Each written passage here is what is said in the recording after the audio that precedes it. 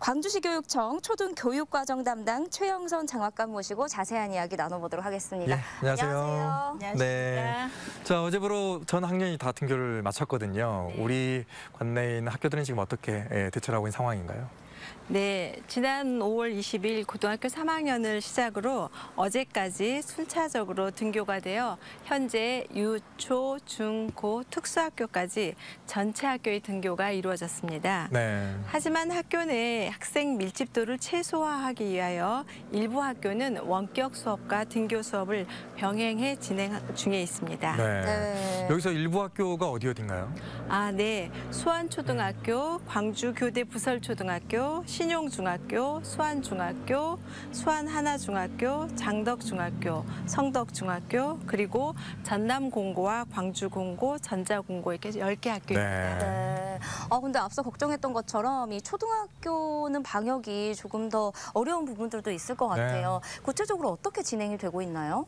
네, 먼저 등교하기 전에 가정에서는 학생 건강 상태 자가 진단을 실시하여 코로나19 의심 증상이 있을 경우 등교 중지 조치를 하여 학교 감염원을 차단합니다. 학교에서는 등교할 때 그리고 급식 전에 발열 검사를 하고 수시로 마스크 착용하기, 손 씻기, 기침 예절 등 개인 위생 교육을 합니다. 네. 생활 속 거리 두기를 위하여 최대한 거리를 확보할 수 있도록 책상을 배치하고 학생 간 접촉을 최소화할 수 있도록 수업 시간, 쉬는 시간을 조정하고 있으며 급식할 때 학교에 따라 식탁 위에 가림막 설치 또는 지그재그 앉기, 네. 식사하는 동안에 말하지 않기 등을 지키게 합니다. 등교 수업을 위해서는 사전에 체온계, 보건용 마스크, 면 마스크, 비누, 세정제, 손 소독제 등을 준비하였고요. 등교 후에 의심 증상이 있는 학생을 위해서는 일시적 관찰실을 마련하였습니다. 학교에서 병원 냄새가 날 정도로 네. 학교 시설 소독과 외부인 통제를 철저히 하고 있습니다. 네. 네. 저희 아이도 이제 초등학교 5학년하고 중학교 1학년인데 이번에 가면서 집에서 가정 내 자가 진단 이거 문자가 왔더라고요. 네. 그거 어제하고 그제 했거든요. 네. 앞으로도 계속하게 되나요? 어떻게 되나요? 네, 사실 학교의 그 안전 방역을 위해서 사전에 차단하기 위한 조치가 네. 자가 진단 시스템입니다. 네네. 그래서 반드시 등교 전에는 가정에서 자가 진단 시스템을 하여서 아이가 발열이 있는지 네. 의심 증상이 있는지를 확인하셔야 할 것 같습니다. 예. 네. 자, 그리고 이제 학교를 갔을 때 우리 아이들이 마스크 답답해가지고 선생님이 이제 지도 화면은 쓰고 있겠지만 네. 혹시 안 보는 데서 좀 벗는다든가 아니면 마스크를 잃어버린다거나 이렇게 되면 어떻게 됩니까? 맞습니다. 학교에서 종일 마스크를 쓰고 있는 것은 학생들에게 상당히 힘든 일입니다. 그럼에도 왜 마스크를 써야 하는지에 대한 자세한 설명으로 학생들의 이해도를 높이고 있습니다. 네. 교육부에서는 오랜 시간 마스크 착용으로 인해 머리가 아프거나 숨이 차면 괜찮아질 때까지 마스크를 벗도록 하고 있습니다. 단 이럴 땐 다른 사람과 2m 이상 떨어지고 이야기를 가능한 한 하지 않도록 하고 있습니다. 또한 운동장, 교정 등 실외에서 다른 사람과 2m 이상 떨어져 있다면 네. 마스크를 쓰지 않아도 된다고 안내하고 있습니다. 네. 마스크 분실을 막기 위해서 마스크를 안경처럼 목에 걸 수 있는 끈을 준비한 학교도 있습니다. 또 혹시라도 마스크를 잃어버린 경우에는 담임 선생님께 이야기를 하면 네. 마스크를 지급할 수 있도록 구비하고 있습니다. 우리 아이는 등교를 했는데 슬퍼했어요. 왜요? 너무 많이 떨어져 있어야 되고 말 많이 안 해야 되고 친구들하고 놀고 싶은데 슬퍼하더라고요. 네, 그래도 랜선으로 보는 것보단 낫잖아요. 그렇죠. 실제로 보는 게. 네, 그리고 또 한 가지 걱정이 이제 날씨가 더워지다 보니까 우리가 에어컨을 틀고 생활을 할 수밖에 그렇죠. 없잖아요. 근데 맞아요. 이 에어컨이 또 코로나19의 감염 위험을 높인다라는 얘기도 있어서 쉽사리 이제 틀지 못하고 있다고 하더라고요. 이 부분에 대해서는 지금 어떻게 진행이 되고 있나요?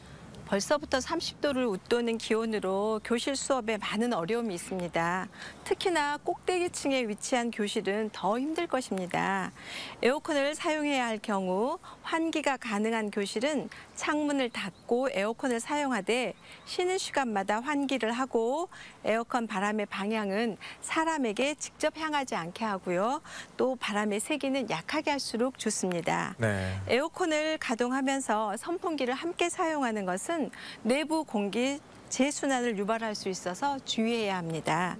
에어컨 사용으로 실내 공기가 오래 교실에 머물게 되면 감염 위험이 높아질 수 있기 때문에 출입문과 모든 창문을 열어서 신선한 외부 공기로 자연 환기를 꼭 시켜주어야 합니다. 네.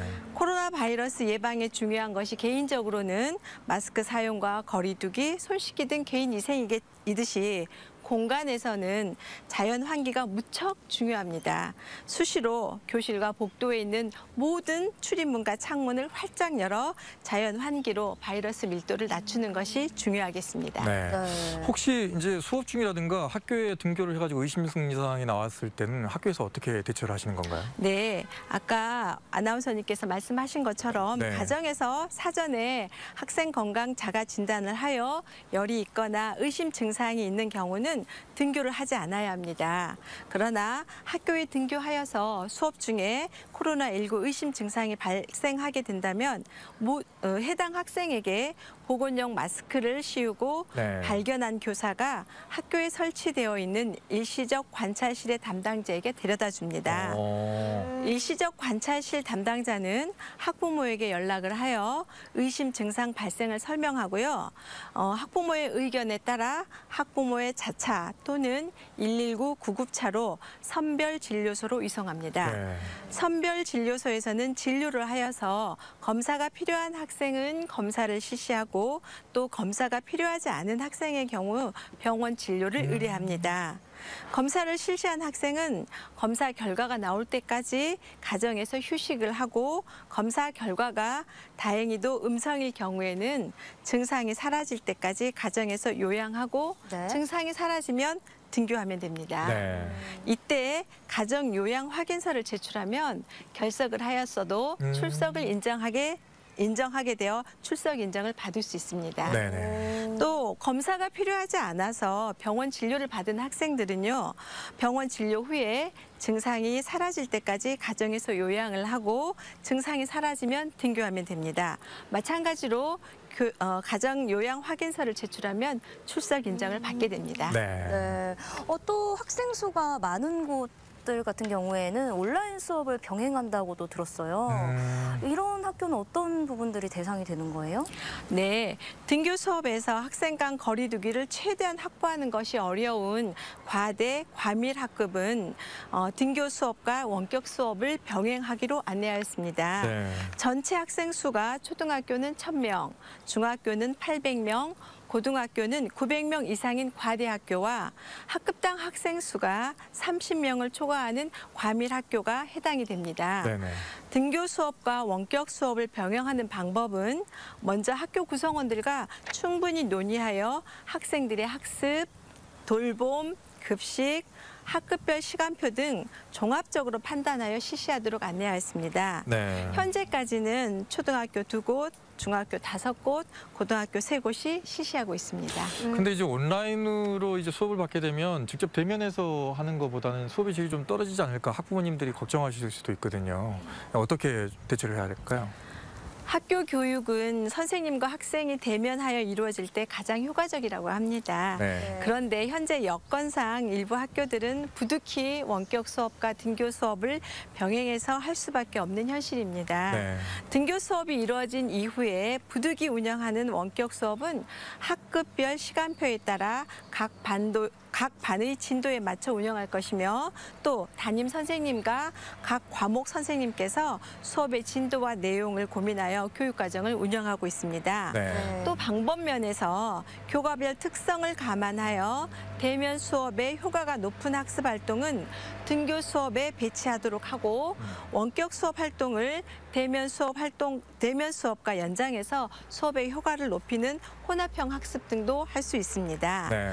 코로나 이전에 운영하였던 플립 러닝 등 이미 학교 수업에 반영되어 있는 이런 수업 형태들이 코로나19로 더욱 확장되어서 운영되고 있고요.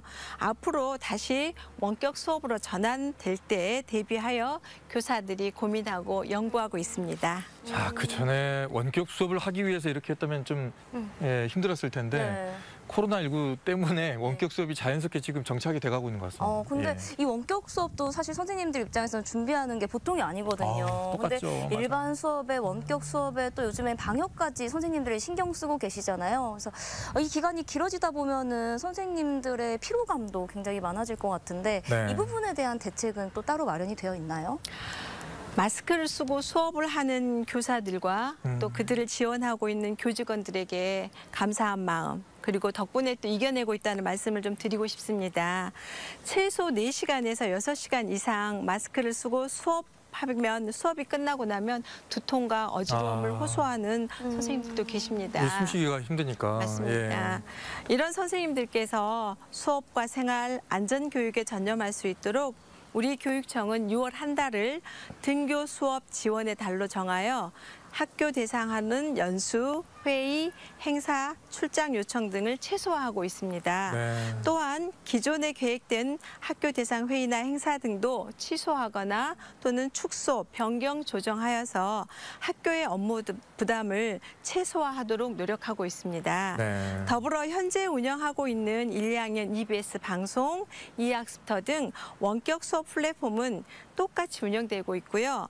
교원 단체 교사들이 함께 만든 우리반.com, 또 GPS 광주 초등체육교사 연구회 교사들이 만든 원격 수업 체육 영상, 1, 2학년 한글 책임교육 지원을 위해 23분의 선생님들이 함께 참여하여 만든 똑똑 글자놀이 동영상 43시간 차시 분량에 제작되어 있습니다. 네. 이러한 자료들을 제작하여서 학교를 지원하고 있습니다. 네. 아울러 방역활동 지원을 위해서는 유초, 중고, 특수학교 399곳에 한시적으로 보건 지킴이 자원봉사를 위촉하여 학교를 지원하고 있습니다. 그 학교 선생님들, 일선 학교에 있는 선생님들 얘기를 몇 번 들어봤는데 네. 이렇게 교육청이나 교육지원청이 직접 그 일선 학교에 있는 교사들의 불편한 점이라든가 또 개선점을 좀 들어줬으면 좋겠다, 뭐 이런 얘기를 좀 하더라고요. 그러니까 네. 준비하실 때도 직접 그 교사분들의 얘기를 좀 듣고 네. 준비하시면 더 이렇게 네. 편하게 되지 않을까라는 생각이 듭니다. 네. 예, 오늘 나와주셔서 고맙습니다. 고맙습니다. 네.